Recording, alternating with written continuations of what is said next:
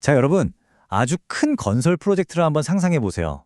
인건비, 철근값처럼 큰 돈 들어가는 건 당연히 예산을 잡겠죠. 그런데 말이죠. 그 안에 들어가는 수많은 볼트 하나하나, 전기 테이프 한 통까지 이런 자잘한 것들은 도대체 어떻게 비용을 계산할까요? 이게 별거 아닌 것 같아도 모이면 정말 예산에 큰 구멍을 낼 수 있거든요. 네, 바로 이 질문. 이게 오늘 우리가 한번 제대로 파헤쳐볼 주제입니다. 아니, 수십만 개가 될지도 모르는 그 작은 부품들 가격을 어떻게 일일이 계산하나? 이거 거의 불가능한 거 아니냐 싶으시죠? 그런데 놀랍게도 여기에 대한 아주 체계적인 해결책이 있습니다. 자, 그럼 먼저 문제의 핵심부터 한번 들여다보죠. 도대체 건설 현장에 숨어 있는 이 숨겨진 비용이라는 게 뭔지부터요. 한번 생각해 보세요. 인건비나 철근, 시멘트 같은 큰 자재비는 견적내기가 비교적 쉽습니다. 그런데 문제는 바로 이런 것들이에요. 볼트, 너트, 전기 테이프, 용접봉. 와, 이거 종류가 진짜 너무 많고 현장마다 쓰는 양도 제각각이잖아요. 이걸 일일이 다 센다? 거의 불가능에 가깝죠? 바로 이 녀석들이 예산을 아주 뒤죽박죽으로 만드는 주범인 겁니다. 그럼 이 엄청난 혼돈을 어떻게 정리할 수 있을까요? 놀랍게도 바로 우리나라, 한국의 아주 독특하고 체계적인 시스템에서 그 답을 찾을 수 있습니다. 그 해결책의 핵심, 바로 표준 품셈이라는 겁니다. 이름이 조금 어렵게 느껴지시나요? 쉽게 말해서 건설 비용을 계산하는 일종의 공식 가이드북 같은 거라고 생각하시면 돼요. 정부가 직접 나서서 자, 앞으로 이런 자잘한 비용은 이 기준으로 계산합시다 하고 딱 정해준 거죠. 혼란에 질서를 부여하는 겁니다. 아니, 근데 왜 정부까지 나서서 이런 걸 만들었을까요? 그냥 계산 편하게 하려고? 그건 아니고요. 훨씬 더 중요한 이유들이 있습니다. 우선 프로젝트 비용을 아주 공정하고 적절하게 책정할 수 있게 되죠. 또 예산 계획도 훨씬 효율적으로 짤 수 있고요. 나아가서는 공공공사의 품질까지 보장하는 아주 중요한 역할을 하는 셈입니다. 모두를 위한 공통의 기준을 세우는 거죠. 자, 그럼 이제부터 이 시스템이 구체적으로 어떻게 돌아가는지 그 핵심 규칙들을 한번 파헤쳐 보겠습니다. 첫 번째 타자는 바로 작업자들이 쓰는 공구 비용에 대한 규칙입니다. 네, 바로 이 공구들 말이죠. 작업자들이 쓰는 일반적인 공구나 측장 장비 같은 것들의 비용을 계산하는 아주 간단하면서도 어떻게 보면 되게 우아한 규칙이 있거든요. 그 핵심 숫자는 바로 3%입니다.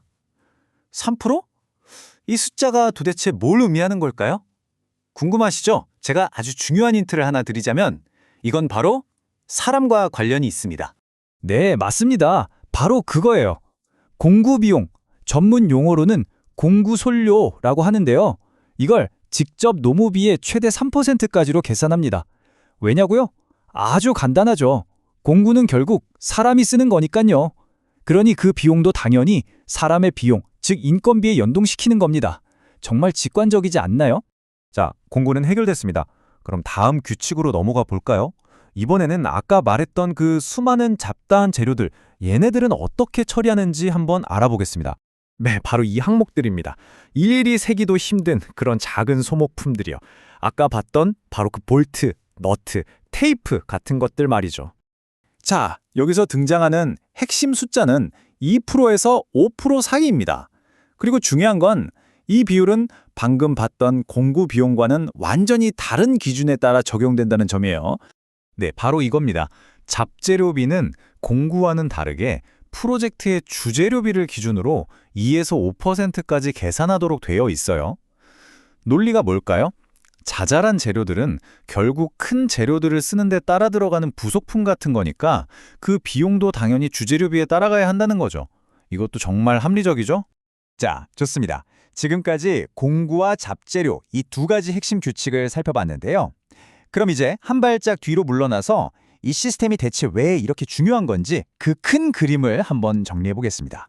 이걸 보시면 이 시스템의 아주 단순하면서도 기가 막힌 논리가 한눈에 들어옵니다. 보세요. 공구 비용은 사람의 비용에, 잡재료비는 사물의 비용에 연동되죠. 다시 말해 공구는 사람이 쓰니까 인건비를 기준으로, 잡재료는 사물이니까 재료비를 기준으로. 와, 정말 간단하고 명쾌하지 않습니까? 자, 오늘 이야기한 내용 전체를 이 표 하나로 깔끔하게 정리해 볼 수 있겠네요. 다시 한번 공구손료는 노무비 기준 최대 3%, 잡재료비는 재료비 기준 2에서 5%. 그리고 여기 보시면 용접기나 그라인더 같은 소규모 장비, 경장비라고 하는데 이건 또 별도로 계산한다는 점도 참고해 두시면 좋겠습니다. 오늘 내용이 좀 복잡하게 느껴지셨나요? 괜찮습니다. 딱 이 한 문장만 기억하시면 됩니다. 공구는 사람을 위한 것이라 노무비 기준, 잡재료는 사물이니까 재료비 기준. 바로 이 원칙, 이것만 머리에 딱 담아두시면 오늘 설명드린 시스템의 핵심을 완벽하게 이해하신 겁니다. 한국의 이 독특한 시스템을 보고 나니 이런 생각이 드네요. 과연 이런 식의 표준화가 비단 건설 분야뿐만 아니라 우리가 일하는 다른 여러 분야에도 적용될 수 있지 않을까요? 그렇게 된다면 지금보다 더 공정하고 효율적인 결과를 만들어낼 수 있을까요? 한 번쯤 깊이 생각해 볼 만한 질문인 것 같습니다.